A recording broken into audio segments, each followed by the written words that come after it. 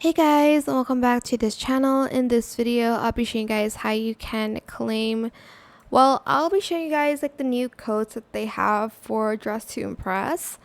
So the first one, unfortunately, you cannot claim it anymore, but it's this cute dress. There's a lot of toggles, there's particles. You can turn off the silver top, you can make it smaller, and you can make it longer like this.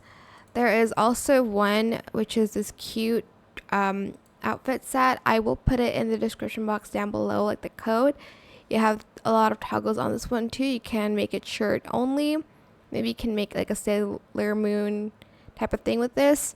You have like this only tie jacket, and you can even turn off the bow for both shirt only and default. So yeah, that is it for this video. I hope it was helpful for you guys. Don't forget to like, comment, share. Also subscribe to this channel if you haven't done that already. If you have any more questions about this video, just leave it in the comment section down below.